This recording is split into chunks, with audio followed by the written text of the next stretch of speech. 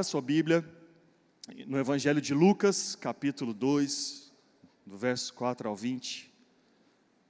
Vamos compartilhar a palavra. Estamos celebrando que Natal é o dia de dar e receber presentes, e nós recebemos o melhor presente de todos.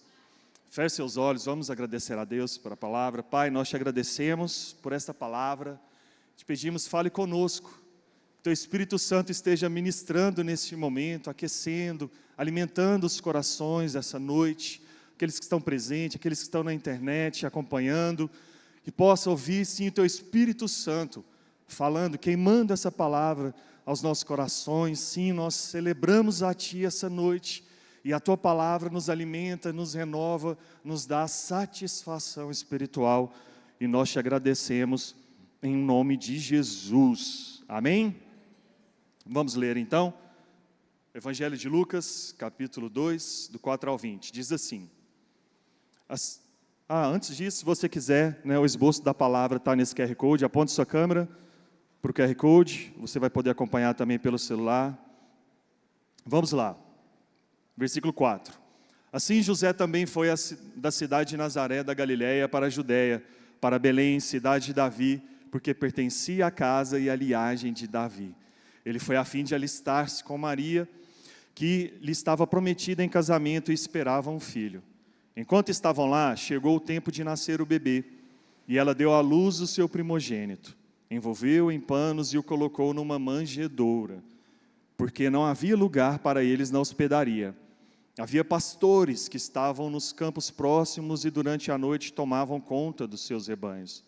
E aconteceu que um anjo do Senhor apareceu-lhes, e a glória do Senhor resplandeceu ao redor deles, e ficaram aterrorizados. Mas o anjo lhes disse: não tenham medo, estou lhes trazendo boas novas de grande alegria, que são para todo o povo. Hoje nasce na cidade de Davi, lhes nasceu o Salvador, que é Cristo, o Senhor. Isto lhes servirá de sinal: encontrarão o bebê envolto em panos e deitado numa manjedoura. De repente, uma grande multidão do exército celestial apareceu com o anjo, louvando a Deus e dizendo: glória a Deus nas alturas, e paz na terra aos homens aos quais Ele concede o seu favor. Quando os anjos os deixaram e foram para o céu, os pastores disseram uns aos outros: vamos a Belém e vejamos isso que aconteceu e que o Senhor nos deu a conhecer. Então correram para lá e encontraram Maria e José e o bebê deitado na manjedoura.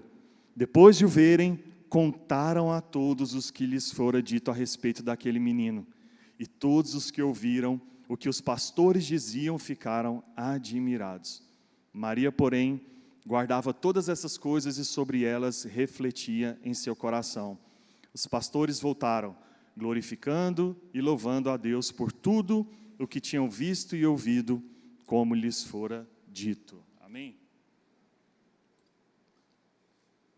Bom, o Natal é sim o tempo de celebrar não apenas o nascimento de Jesus, mas a pessoa de Jesus Cristo e sua missão. Ele veio, Ele viveu, Ele morreu e ressuscitou e voltará por nós. Amém? Esse é o sentido de celebrarmos o Natal. Sabemos que alguns cristãos não pensam dessa forma.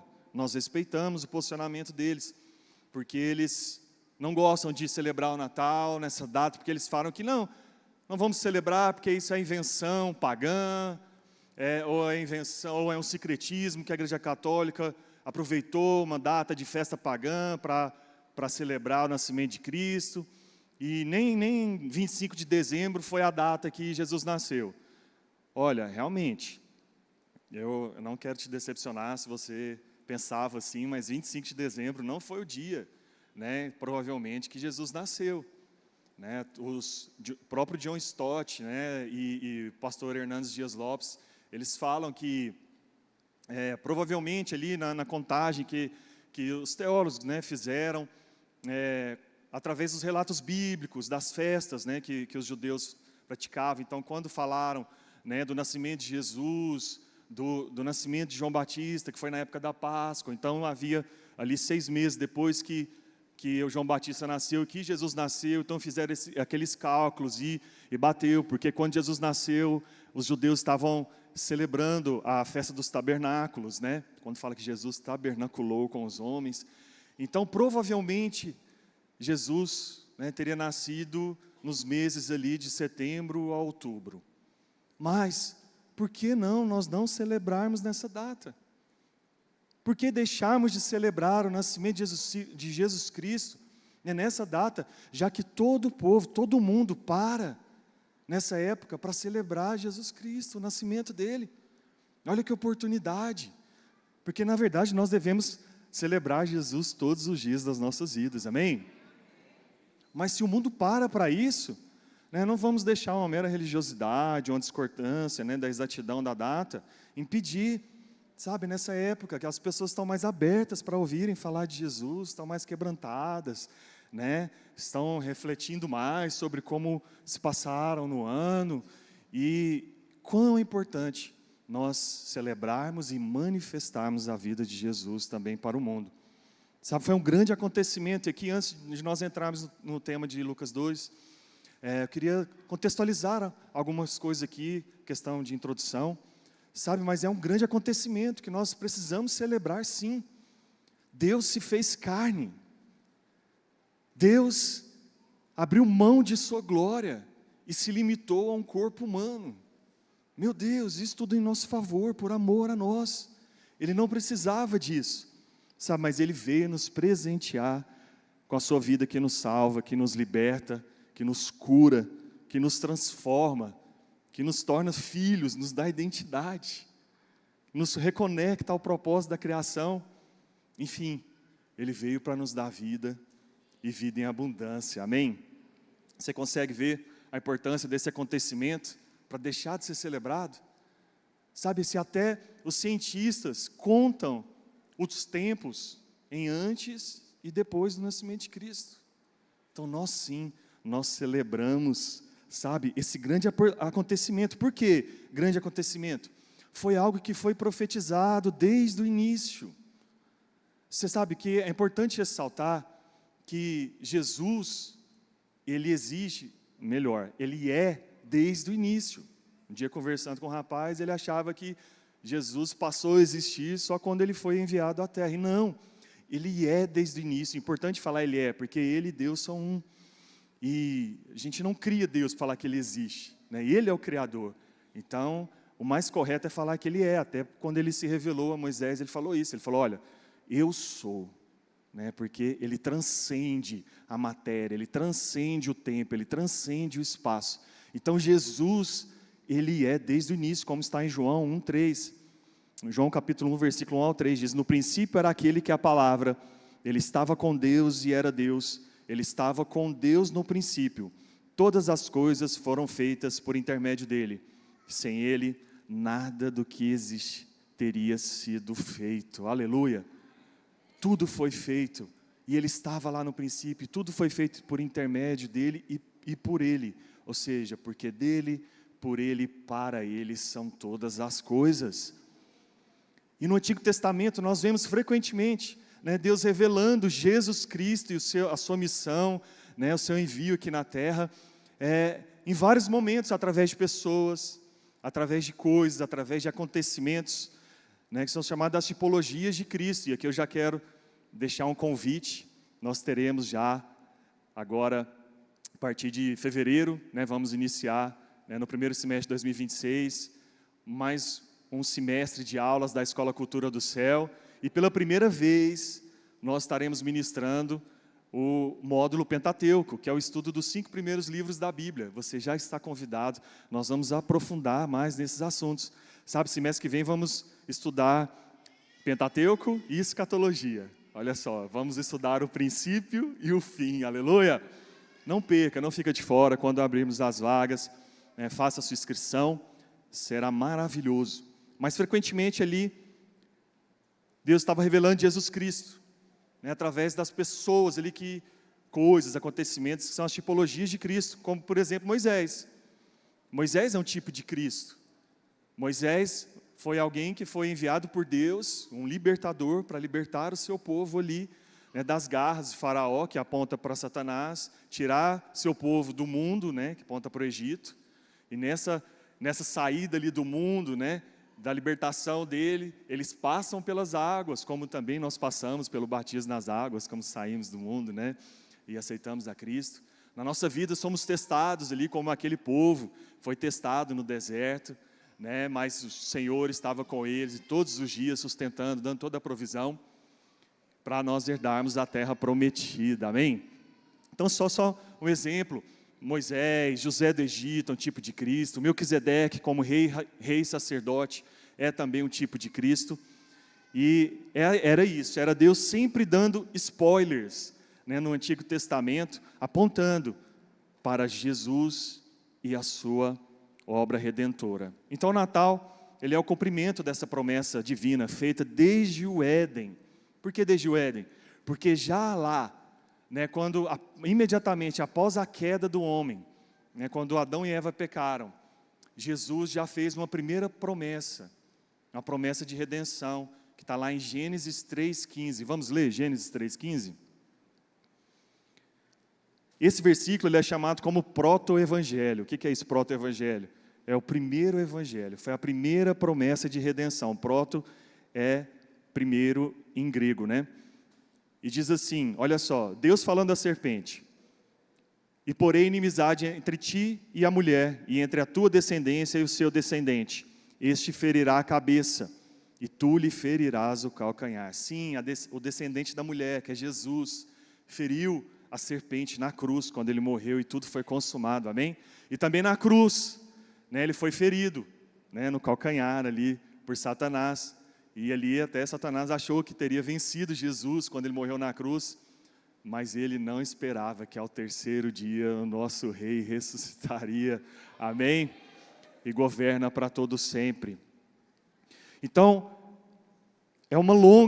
foi uma longa espera também, e foi sempre Deus mostrando, né, e profetizando a vinda de Jesus Cristo, e o Natal é o cumprimento dessa promessa, glória a Deus. Várias profecias, Isaías mesmo diz que a virgem conceberia, né, em Miqueias 5,2, profetizou o local exato do nascimento de Jesus, em Belém. Sabe, então, essa promessa que vem desde o início, e também entre os acontecimentos do Antigo Testamento com o Novo Testamento, houve um silêncio de 400 anos. Sim, durante esse período, o último profeta Malaquias, né, do Velho Testamento, né, foi a última voz profética ali, antes do nascimento de Jesus, até chegar no Novo Testamento. Os acontecimentos ali do Novo Testamento foram 400 anos de ausência de vozes proféticas ou de sinais miraculosos. Imagina, né, o desespero ali, a angústia daquele povo que já estava subjugado pelo Império Romano, né, já estava padecendo ali, mas teve, além de toda essa espera, né, ele ainda teve 400 anos de silêncio. Imagina a angústia. Mas aí vem o nascimento de Jesus, quebrando esse silêncio, fazendo renascer a esperança de todo o povo. É isso que nós estamos celebrando o Natal. Sabe, esse silêncio, ele é conhecido como um silêncio intertestamentário, aleluia. Repete aí para o seu irmão, silêncio intertestamentário. Fala rápido. Silêncio intertestamentário. Amém. Alguns já estão orando em línguas, deixa fluir. Deixa fluir. Aleluia. Glória a Deus.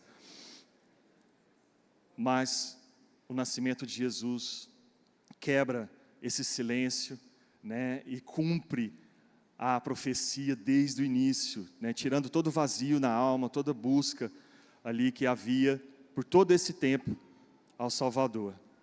Lucas 2, então, ele nos mostra que o nascimento de Jesus é a boa notícia que muda a história. Sim, o nascimento de Jesus é o melhor presente de Deus para o mundo.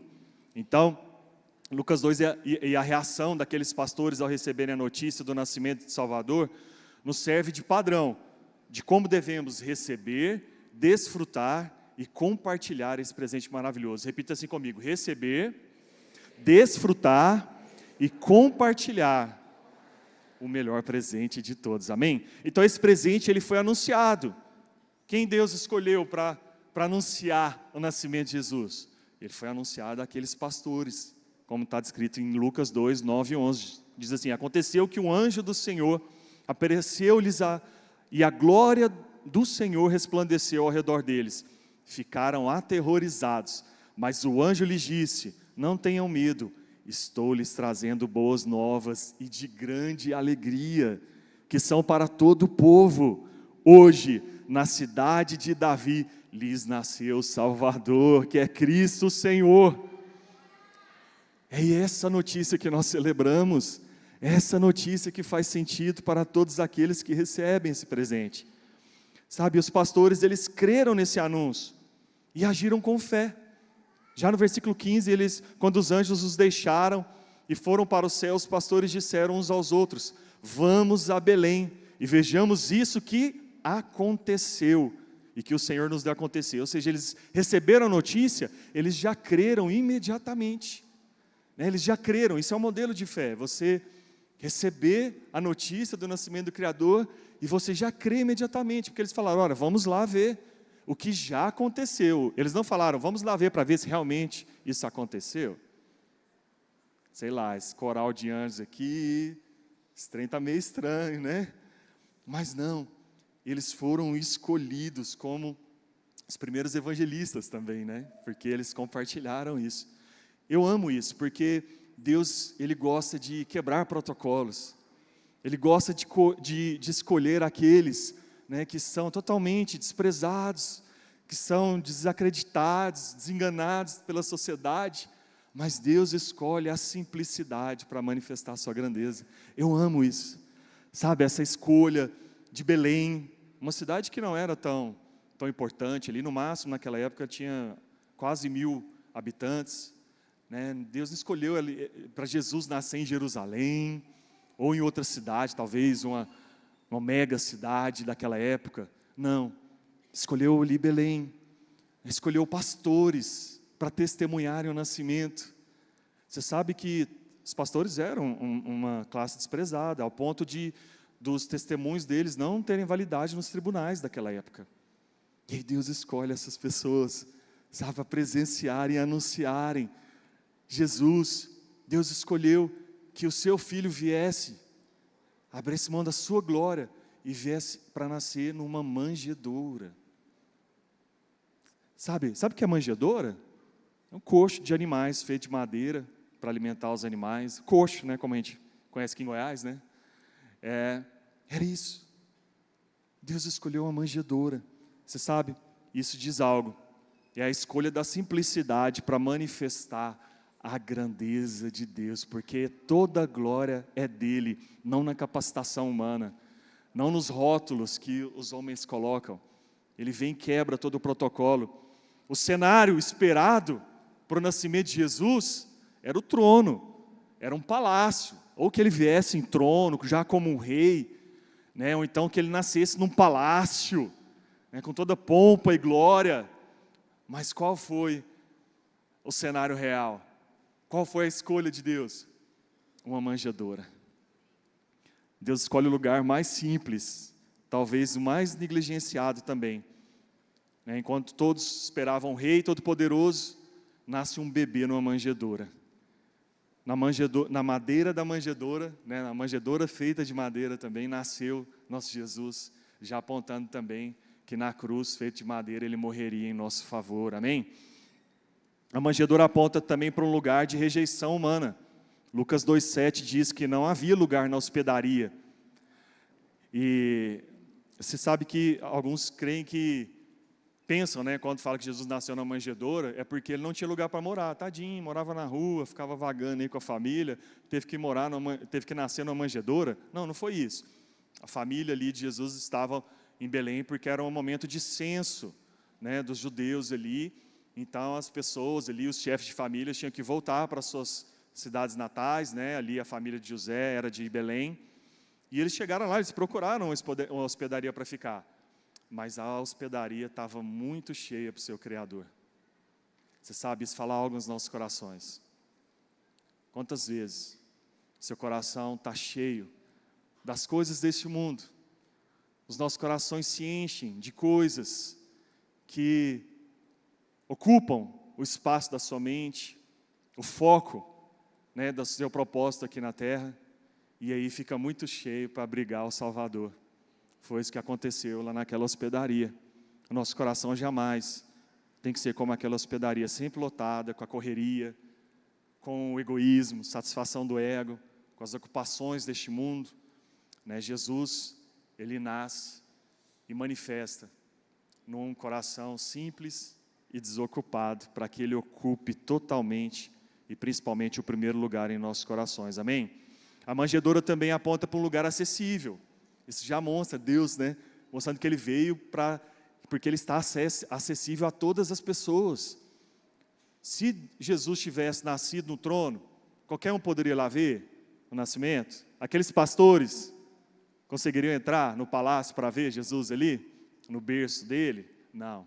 É por isso que Ele nasceu numa manjedoura, já mostrando que Ele está acessível a todos desde o nascimento dele. E mais, olha que algo maravilhoso. Ao nascimento dele, Ele mostra a acessibilidade dele. E na morte dele, Ele nos traz novamente acesso ao Pai. Sim, quando Ele morreu na cruz, o véu do templo se rasgou de cima a baixo. O véu que separava ali o Santo dos Santos. Sabe, não era um véu esse que as mulheres colocam no cabelo, esse fininho de renda, não. Era um véu de pele de cordeiro, era um véu grosso. Porque o próprio Deus rasgou ele de cima a baixo. Por que isso? Porque aquele véu ele separava, né, o Santo dos Santos, ali onde ficava a Arca da Aliança, dos outros, né, do átrio, do lugar santo, que eram os outros locais ali do templo. E no Santo dos Santos era onde ficava a Arca da Aliança. E era na Arca da Aliança que se manifestava a presença, a glória de Deus. E lá no Santo dos Santos, somente uma pessoa poderia entrar ali, uma vez ao ano, que era o sumo sacerdote, depois de fazer todo um ritual ali, de purificação dos pecados, né, de sacrifício de animais, no Yom Kippur, né, até hoje é comemorado isso, é feito isso, né, é um dia de purificação, de arrependimento do povo judeu, sabe, só nesse dia que o sumo sacerdote poderia entrar lá, depois de feito todo esse ritual, né, de sacrifício, né, de animais, que o pessoal ia lá, e sacrificava os animais, ele tinha que aspergir esse sangue como oferta para a purificação do pecado do povo. Mas Jesus, ao morrer na cruz, Ele derramou o sangue do Cordeiro Santo, como sacrifício suficiente para pagar por todos os nossos pecados. É por isso que o véu se rasgou, é por isso que Ele diz está consumado, é porque com a morte e ressurreição dEle, Ele perdoou os nossos pecados, o sacrifício dEle foi suficiente e Ele nos deu novamente acesso ao Pai. Ele mostrou acessibilidade no seu nascimento e nos deu acesso ao Pai na sua morte. Sim, é por isso que em João 14,6 ele diz: eu sou o caminho, a verdade e a vida, ninguém vem ao Pai a não ser por mim. Bom, o terceiro ponto é que nós precisamos receber o presente. Diga-se comigo, eu recebo o presente. E aqui, Maria e aqueles pastores são como nossas referências de fé. Maria, a referência de fé na palavra e submissão à palavra de Deus. Maria foi escolhida, né, uma jovem simples, olha só, novamente a escolha de Deus. Uma jovem simples, de uma cidade insignificante ali, Nazaré. Nazaré ali, naquela época, deveria ter no máximo 300 habitantes. Só para título de comparação, tá? No Faina, hoje, tem 7.000 habitantes. Não desmerecendo a nossa amada cidade Faina, amém? Mas só para você ter uma comparação, né? Como Nazaré, né, era pequena, diante de tantas outras cidades importantes, mas Deus escolhe uma jovem, talvez ali 13, 14 anos, para gerar o Criador de todas as coisas, aleluia, meu Deus. E sabe, não foi uma situação favorável para ela. Ela ainda estava noiva. E aí aparece o anjo, Gabriel, e fala para ela: ó, você vai ficar grávida. Como é que ficou a cabeça dela? Meu Deus, eu não estou casado, sou virgem. Como é que eu vou falar para o meu noivo? Ó, estou grávida. Como é que a sociedade vai receber isso? Naquela época, pela lei judaica, o mínimo que poderia acontecer com ela era José poderia repudiá-la e a sociedade ali judaica poderia apedrejá-la. Mas sabe, ela não olhou para essas circunstâncias, ela não olhou para talvez uma situação impossível. Ela apenas, quando recebeu essa missão, talvez a missão mais esperada da história, ela disse, como está lá escrito em Lucas 1, capítulo 38, cumpra-se em mim conforme a tua palavra. Meu Deus, a simplicidade de Maria ali nos mostra, né, que a fé não se baseia nas circunstâncias favoráveis, mas na soberania da palavra de Deus. Maria nos ensina que fé e obediência caminham juntos, mesmo que seja algo que pareça impossível de acontecer. Talvez essa noite, se você está pensando isso, né, e talvez Deus está falando isso, o Espírito Santo está falando isso, algo no seu coração. Qual é o impossível que Deus está pedindo para você crer ou obedecer nesses dias? Nós precisamos ser como Maria, não ficar olhando as circunstâncias, mas nos submeter e confiar na palavra de Deus. Os pastores ali nos mostram também como ter uma fé prática e testemunhal. Em Lucas 12, 10, 11, né? Os anjos apareceram para ele e disse: não tenham medo, estou lhe trazendo as boas novas de grande alegria, que são para todo o povo. Sim, esse é um convite universal, para todos, de grande alegria. Hoje e todos os dias, na verdade, nós precisamos celebrar e nos alegrar com o nascimento do nosso Salvador, como aqueles pastores fizeram. Não importa quem você é, a sua história, a sua condição social, o Natal é um convite de Deus a você. E a nossa fé é demonstrada pelo testemunho, o compartilhar e o louvor e aquela satisfação que os pastores voltaram de Belém. Sabe, eles foram, viram e divulgaram. Porque receber o presente não é só você crer na existência de Jesus. Isso a palavra diz que até os demônios creem e tremem, como está escrito lá em Tiago 2,19. Mas receber o presente é você ter essa fé prática. Ao recebê-lo e se entregar a Ele, isso tem que ser evidenciado em nossas ações, decisões e comportamentos. Nós precisamos desembrulhar o presente. Quando eles receberam a notícia, eles já focaram em Jesus. Em versículo 15 diz: vamos a Belém e vejamos isso que aconteceu. Sabe, a fé dele é racional e prática. Eles não ficaram duvidando, não ficaram questionando. Eles foram imediatamente. O verso 16 chega a falar que eles correram para lá. Sabe, eles não ficaram ali impressionados com aquela experiência. Eles tiveram uma experiência espiritual. Um coral de anjos apareceram para eles, um exército celestial. O que eles poderiam estar falando? Eles poderiam espalhar, era isso. Olha, nós somos demais. Agora não é qualquer um que fala com a gente, não. É só grupo, é um coro angelical. Né? Eles poderiam estar tirando do foco Jesus. Ou seja, focados no embrulho do presente. Quantos aqui têm filhos?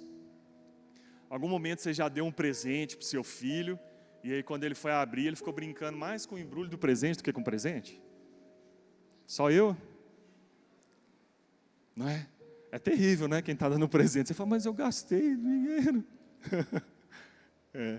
Mas, sabe, é isso que acontece quando ficamos focados, né, nas distrações deste mundo. Até no Natal, nessa época, o mundo quer tirar o foco de Jesus, né, quer colocar ao centro um senhor, né, barbudo, que dá presente para todo mundo, né, na decoração, no clima, um clima de paz, mas ignoram o próprio príncipe da paz. Mas nós não, mas nós nos focamos em Cristo como aqueles pastores. Eles não ficaram empolgados com o embrulho do presente. Eles falaram, não, isso aqui foi sobrenatural, mas a realidade está ali na manjedoura. É aquele bebê que nasceu, é aquele bebê que é o Salvador, é aquele bebê que nos dá satisfação e é motivo de grande alegria. E eles saíram de lá para compartilhar. Já encerrando, nós precisamos desfrutar do presente. Não adianta você receber o presente e não desfrutar do presente. Em Miqueias, o profeta Miqueias profetizou, te desafio aí, você que está com a Bíblia agora, encontrar rapidamente o livro de Miqueias, capítulo 5, versículo 2. Se você não encontrou, pode ler conosco. Foi profetizado o local, mas intencional, a escolha de Belém. Mas tu, Belém Efrata, embora sejas pequena entre os clãs de Judá, de ti virá para mim aquele que será o governante sobre Israel. Suas origens estão no passado distante, em tempos antigos. Há um simbolismo aqui em Belém. Jesus nasceu em Belém. Sabe o que significa a palavra Belém? A casa do pão. Sim, o pão da vida nasceu na casa do pão. Há algo muito importante aqui, que fala aos nossos corações sobre esse desfrute. Porque muitas pessoas buscam a Jesus, recebem a Jesus apenas para receber os presentes que Ele pode dar. Apenas as bênçãos que Ele pode dar. Eu quero sim receber Jesus, mas o que Ele pode me dar? Ele está demorando para me dar esse presente. Eu quero mais e mais. Era isso que aconteceu ali quando Ele se declarou o pão da vida. Ele tinha acabado de fazer a multiplicação dos pães, e o povo estava seguindo Ele porque viu, olha, Ele multiplica o pão. Ele pode multiplicar aqui as minhas coisas, os meus bens, meu dinheiro. Olha o que Ele pode fazer de material. E aí quando o povo estava seguindo Ele, Ele percebeu o coração. Então Ele se levanta, como está escrito no Evangelho de João, capítulo 6 e 35, o povo só procurando as bênçãos, a multiplicação de pão. Então Ele se levanta e fala, eu sou o pão da vida. Aquele que vem em mim nunca terá fome. Aquele que vem a mim nunca terá fome. Aquele que crê em mim nunca terá sede. Sabe o que Ele está dizendo aqui? Eu sou o melhor presente. Não as coisas que eu posso dar, não as bênçãos que eu posso te dar. Sim, o melhor presente é a presença dEle, meu irmão. Não há satisfação melhor, não há satisfação maior, não há bênção, não há presente nesse mundo que se compara, nem os presentes que Ele mesmo pode nos dar, não se compara de desfrutar a presença dEle. É por isso que Ele se declara o pão da vida, porque se você continua buscando só daquele pão, só das bênçãos materiais que Ele pode te dar, você vai continuar tendo fome. Mas Ele fala, eu sou o pão da vida, que nasceu na casa do pão. Receber e desfrutar desse pão, não faltará mais provisão em todas as áreas das nossas vidas. Não porque estamos buscando isso, mas porque estando nele, desfrutando Ele, todas as coisas são acrescentadas. Só a satisfação nele. Talvez você passou esse ano todo, meu irmão, buscando uma promoção profissional, buscando aí uma realização pessoal, uma provisão material. Nada de errado nisso, nada de errado nisso. Deus vai te dar todas essas coisas sim, mas o pão que sustenta a alma, nascido em Belém, na casa do pão, te chama para experimentar o alimento que nos traz a verdadeira saciedade. Foi assim que Ele nos proclamou. Nós temos o privilégio de desfrutar dele, desfrutar desse presente. Isaías 9, 6, 7 diz, porque um menino nos nasceu e um filho se nos deu. O governo está sobre os seus ombros e o seu nome será Maravilhoso Conselheiro, Deus Forte, Pai da Eternidade e Príncipe da Paz. A equipe de louvor, por favor, pode subir, nós já estamos encerrando. Olha que privilégio, meu irmão, poder desfrutar daquele que é maravilhoso conselheiro. A própria verdade é a nossa conselheira agora. A própria verdade nos aconselha, nos direciona, nos guia. A própria sabedoria nós podemos desfrutar. Ele é o nosso maravilhoso conselheiro. Ele é Deus forte, Ele é Deus todo-poderoso. Sim, Ele é poderoso para fazer todas as coisas nas nossas vidas, e mais, o poder dEle se aperfeiçoa na nossa fraqueza, porque não é nada sobre nós, é tudo sobre Ele, tudo sobre a graça dEle. Ele é o Pai da eternidade, Ele nos reconecta a Deus, Ele nos reconcilia a Deus, Ele nos provê um futuro mais do que suficiente, o futuro com Ele, e a sua graça nos basta. E Ele é o príncipe da paz, Ele é a restauração, reconciliação de Deus. Ele trouxe reconciliação e paz interior, a paz com Deus e a paz com os homens. Não há maior satisfação do que isso, não há maior desfrute do que isso. Você que está aqui hoje, você que está nos acompanhando pela internet, talvez você está sentindo um aperto aí no coração, queimar no seu coração. Saiba que é o melhor presente de todos, anunciando que Ele veio para te dar essa vida em abundância, essa vida de satisfação que nenhum lugar e nada nesse mundo pode dar. E para encerrar, nós precisamos compartilhar o presente. Repita assim comigo: vou compartilhar o presente.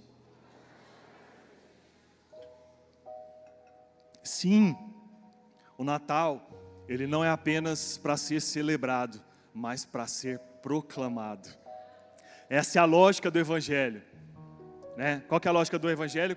Receber, celebrar e compartilhar. O pastor Daniel nos ensinou essa coreografia, vamos lá? Receber, celebrar e compartilhar. Foi exatamente o que aqueles pastores fizeram, né? Em Lucas 2, 17, 18 ele diz: depois de o verem, contaram a todos o que lhes fora dito a respeito daquele menino.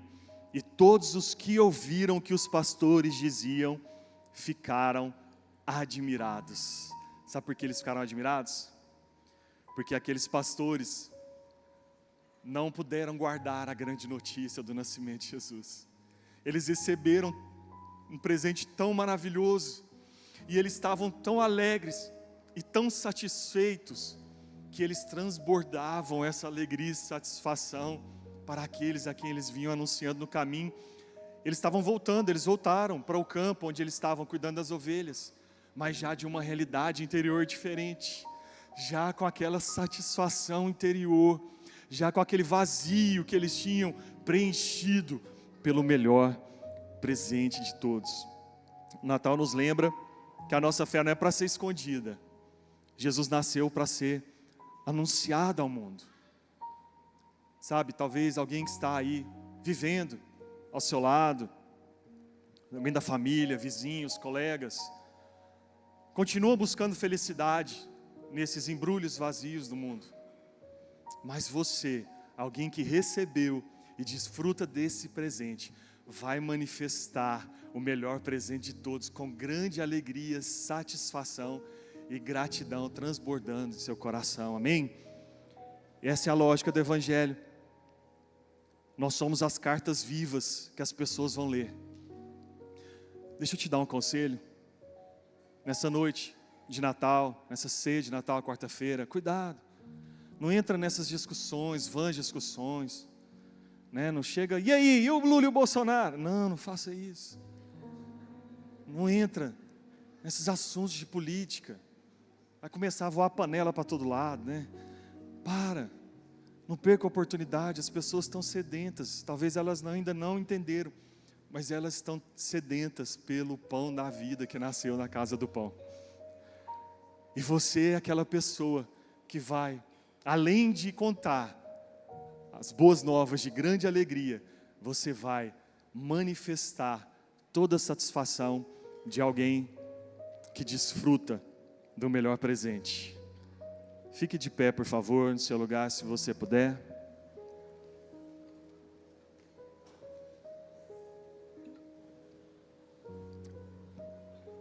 Talvez você está nos visitando essa noite.